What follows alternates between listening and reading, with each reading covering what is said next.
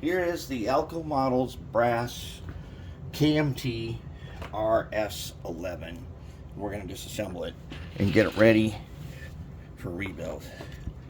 So if you can see on the bottom here, it says KMT. I happen to know this is an Alco Models version. It's missing the screws that hold the shell onto the frame. There's our standard motor in there. We're going to disassemble this guy. Now the shell is pretty much ready to go. It has some old electrical tape in here and some glue globs. And so what I'm going to do is, before I put this in the ultrasonic cleaner, I'm going to put it in the alcohol bath. This is black primer. I don't think the alcohol bath is going to strip that. But I'm guessing this is just plain old Rust-Oleum black primer. But I might get rid of that tape and stuff. Maybe ease up on some of the globs and things in here. And shell looks in pretty good shape. Everything's here. Oh yeah, even the drop steps work. That's pretty nice. We're gonna go soak that guy for a while. All right, so now this guy, we want to get these guys into our baskets for the ultrasonic. So let's see what we got here. We got a bunch of screws underneath, and they're all flatheads. Check it out here. Let's find this size guy. And you can see it's got the Alco Models little data plate in there. That's pretty cool. It is possible that I don't know why we would need to, but if we had to, we could fill this fuel tank full of lead. And those two little screws pull off the fuel tank. Okay, now these two screws are going to pull off the motor.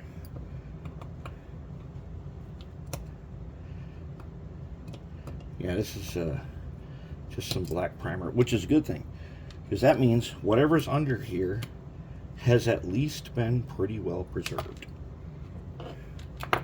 That takes down to the motor. Should, yeah, it sure does. And then we're going to get rid of, it like this. We will not be reusing this motor. This guy, he is an Alco RS11. I think this guy is cool enough. Oh, here's the little insulator plate, little piece of rubber. And I think this guy's cool enough. He's gonna get a Rev 1 motor. I'm pretty sure a 280 would not fit in here. Okay, and he's got joints and stuff on him. We're probably not gonna use him again. So but we're gonna save it like this, because I don't know, somebody may come along and say they really need this guy, and we could totally fix this guy up. We can do a little work on this motor and make it at least as good or better than brand new. So we'll save him in our motor bin, and we'll save his joints with him. These guys, however, we're using all these parts. All right, so now we got our gear towers. So the first thing I want to do is I want to remove a truck, and we're going to need a little small screwdriver to do this. So on this guy, just so happens that all the screws are flatheads. There's no Phillips screws on this, which is going to be kind of weird, because I think, almost positive, and that should take the frame off. Okay, and that guy he's going to get soaked for a little bit before we go ahead and strip him. Okay, now let's remember that there are some little fiber washers on these trucks. And this is where we might be able to do, there might be room in here if we have to shim couplers. We have to shim them just a little bit. Now, I don't know what this tape is here for or why, but there's some tape there. So now what should happen is these two long screws here are going to release this gear tower. You don't even have to take the screws all the way out. And as you can see, they also have power pickup on them. So basically, if I remember right now, We gotta think about this for a second. This guy picks up power.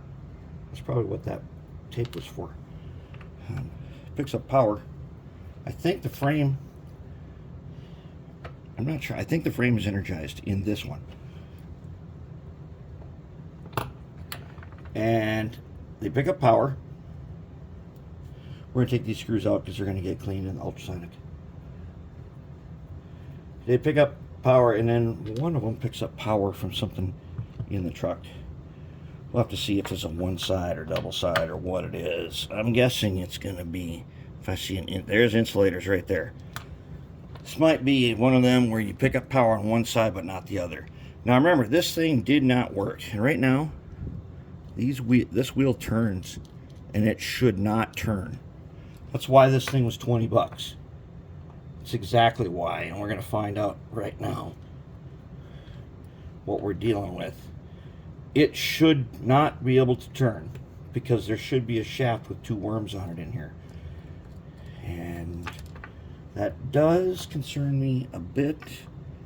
And that, oh yeah, that's why. This guy doesn't even have a gear on him. His worm is there. Where does gear go? That gear is, oh, that's not good. It's plastic though.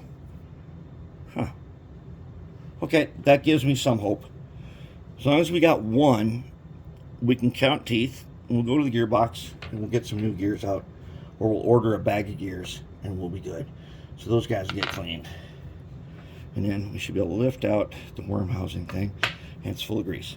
Okay. Oh yeah, it's full of grease. These bearings and stuff. Okay. Side frames are going in alcohol, alcohol first. So that's why this thing was 20 bucks, is because the gears are so shaved that the worm doesn't do anything, or in that one case, the gear just plain disintegrated. And considering how old this is, I mean, we can't be surprised about that. This thing is old. All right, we got our parts laid out. Let's see what about this guy. We got, let's check him. He's, oh no, he spins. Oh, and he spins. We're going to see the same thing again. One gear is going to be super worn. The other one is going to be basically non-existent. And that is one problem with these, if they have a plastic gear.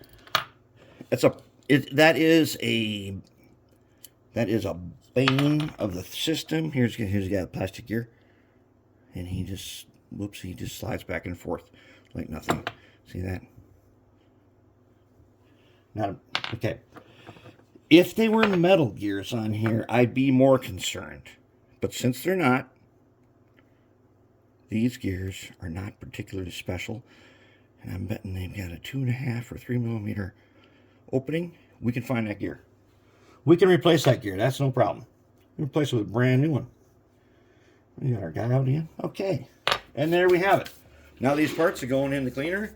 Get everything cleaned up. We're gonna go for some paint stripping and clean all this stuff up, and then we'll go hunting for a gear. But that's it. This guy's apart. He is ready for the ultrasonic cleaner, and then we get everything cleaned up. I'm going to show them in polished brass before we get on to worrying about paint.